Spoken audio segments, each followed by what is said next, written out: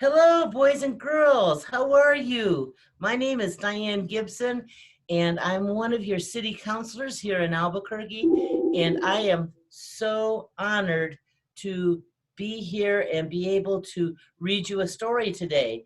And this is Dr. Seuss' story, a Dr. Seuss story. It's called The Sneetches and Other Stories. In this book, there are two stories. We're just going to read the one about the Sneetches. And maybe you've heard it before. And if you have, I hope you like it. If this is your first time, I hope you find it as entertaining as I did. So, The Sneetches by Dr. Seuss. Now the star-belly Sneetches had bellies with stars. The plain-belly Sneetches had none upon theirs. Those stars weren't so big, they were really small. You might think such a thing wouldn't matter at all. And here are the Sneetches on the beaches. But because they had stars, all the star-belly Sneetches would brag, we're the best kind of Sneetch on the beaches. With their snoots in the air, they would sniff and they'd snort. We'll have nothing to do with the plain belly sort. And whenever they met when they were out walking, they'd hike right on past them without even talking. When the star-belly children went out to play ball, could a plain belly get in the game? Not at all. You only could play if your bellies had stars, and plain belly children had none upon theirs. Next page, they're roasting marshmallows and hot dogs. The star-belly Sneetches are. When the star-belly Sneetches had Frankfurter roasts or picnics or parties or marshmallow toasts, they never invited the plain belly Sneetches. They left them out cold in the dark of the beaches. They kept them away, never let them come near, and that's how they treated them year after year. Then one day, it seems, while the plain belly Sneetches were moping and doping alone on the beaches, just sitting there wishing their bellies had stars, a stranger zipped up in the strangest of cars. And there is a pretty strange car. On the side of the car, it says Sylvester McMonkey McBean. What a funny name. My friends, he announced in a voice clear and keen, my name is Sylvester McMonkey McBean, and I've heard of your troubles. I've heard you're unhappy, but I can fix that. I'm the fix-it-up Chappy. I've come here to help you. I have what you need, and my prices are low, and I work at great speed, and my work is 100% guaranteed. On the next page is a star putter honor the belly machine. Then quickly, Sylvester McMonkey McBean put together a peculiar machine, and he said, you want stars like a star belly Sneetch? My friends, you can have them for $3 each. Just pay me your money and hop right aboard. So they clambered inside. Then it honked, and it bonked, and it jerked, and it burked, and it bopped them about, but the thing really worked. When the plain belly Sneetches popped out, they had stars. They actually did. They had stars upon theirs. The next page, they're all popping out of the machine with stars on their bellies. Then they yelled at the ones who had stars at the start. We're exactly like you.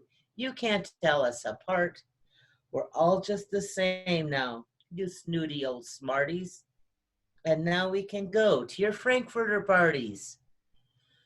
Good grief, groaned the ones who had stars at the first. We're still the best Sneetches, and they are the worst. But now, how in the world will we know, they all frowned. if which kind is what, or the other way around.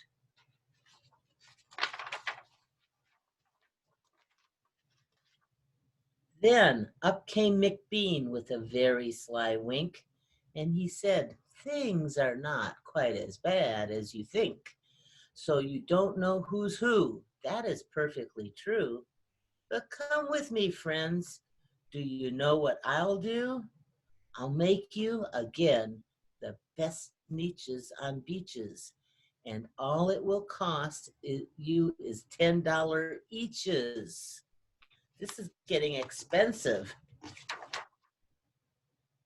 Next page, there's another machine. And this looks like the machine that takes the stars off the bellies of the Sneetches on beaches.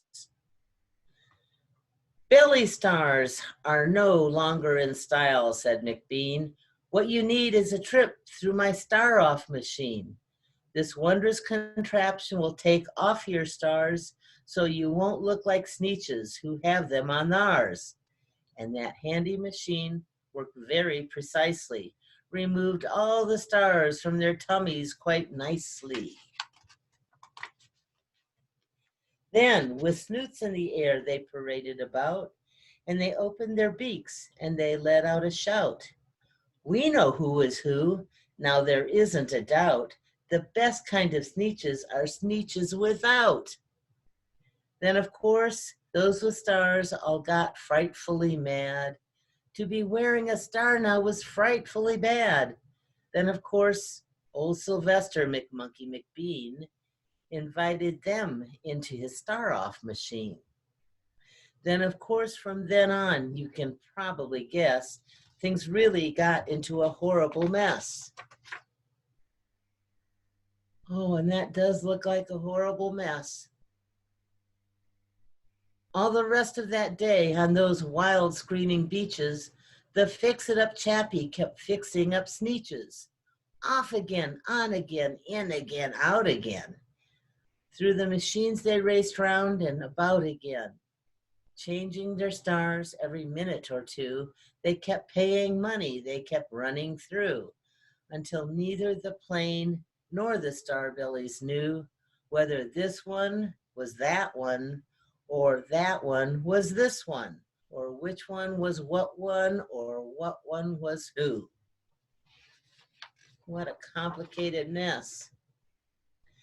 Then, when every last cent of their money was spent, the fix-it-up Chappy packed up and he went. And he laughed as he drove in his car up the beach. They never will learn. No, you can't teach a Sneetch. But McBean was quite wrong. I'm quite happy to say that the Sneetches got really quite smart on that day. The day they decided that Sneetches are Sneetches and no kind of Sneetch is the best on the beaches. That day, all the Sneetches forgot about stars and whether they had won or not upon theirs. And that's the end of the story. Thanks, everybody. Have a great summer.